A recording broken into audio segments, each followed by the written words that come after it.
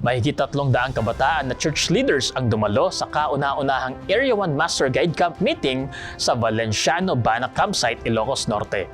Tampok sa pagtitipon ng pagsasanay, fellowship at mga gawaing nagpapalalim sa diwa ng paglilingkod at pagmimisyon. Si Diosdado Estrano para sa Balitang May Pag-asa. Mahigit sa 300 mga kapatid ang dumalo sa kauna-unahang Area 1 Master Guide Camp meeting na ginanap sa Valenciano Bana Campsite sa Bana, Ilocos Norte sa pangunguna ni Master Guide Felipe Manlungat na siya ring Adventist Youth Ministries Director kasama ang kanyang asawa na si Mrs. Claribet Manlungat bilang Women Ministries at Family Ministries Director. Ang mga kabataan at kababaihan kanilang pinasigla. Taglay ang temang Salvation and Service.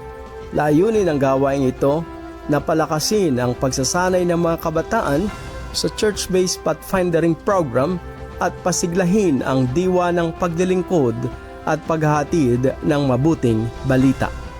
Ngayon, ginagawa natin itong mga camping na ito upang ma-excite yung mga kapatiran, makita natin yung support ng mga magulang, ng church, para yung kanilang mga anak, yung kanilang mga kabataan ay suportahan nila sa ganitong program.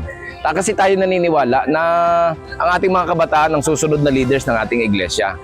So kailangan natin silang i-train at ginagamit natin ang pathfindering ministry para i-train ang ating mga kabataan kasi hindi lang ito tungkol sa camping, hindi lang tungkol sa marching, hindi lang tungkol sa hiking ang pathfindering. Ang pathfindering at ang master guide training ng ating church ay training, ito ang pinakamagandang leadership training na pwedeng gawin ng iglesia para sa ating mga kabataan para ihanda sila to be the future leaders of our church. Ngayon po ang ating ginagawa ay direction setting actually at saka new leaders orientation para sa ating mga leaders po ng departamentong Women's Ministries at saka sa Family Ministries po. Nakita at naramdaman po natin ang suporta ng mga taga Area 1. Salamat po. O pati yung mga district pastors natin talagang nai-disseminate talaga nila yung nai-promote nila ng mabuti itong program na ito. Kaya kanina po ang dami po mga kababaihan na umaten at very thankful po ako na na-explainan sila kung paano gumalaw sa ating departamento. Ang panalangin po natin ay tuloy-tuloy pa po ang suporta nila para sa ganon mapabilis natin ang trabaho natin at para darating na ang ating si Jesus Christ, mga kapatid. Ang programa na ito po ay nakakatulong para mapalago ang ating pananampalataya sa ating may kapal sa pamamagitan ng pag-empower sa mga kababaihan na gagamit nila ang kanilang talento, kakayahan na binigay sa kanila ng poong may kapal. So yung experience na ito ay nakapagpabago sa aming mga paniniwala kasi natutunan namin dito yung mission ng ating church, the NEO, the Nurture, Empower, and Outreach.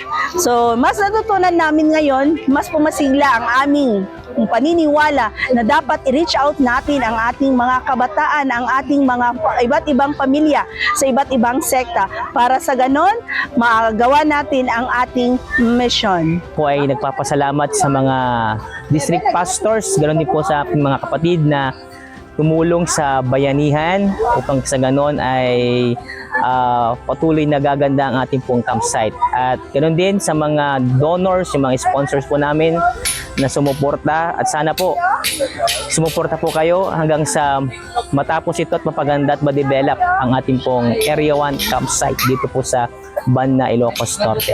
Maganda ang environment. The people here are very friendly. They are very approachable. Being here makes me feel happy, belongs. I joined this Master Guide training in camp to meet my fellow Adventist youth, to also learn many things. Ang matagumpay at kinagigiliwang Master Guide Camp meeting ay nag-iwan ng hamon at ng inspirasyon, pagkakaisa at panibagong sigla sa bawat dumalo upang ipagpatuloy ang paglilingkod sa Panginoon. Layuning maghatid ng balitang may pag-asa. Ako si Diosdado Estranyo, nag-uulat mula dito sa Banna, Ilocos Norte para sa Hope Today at CNP News.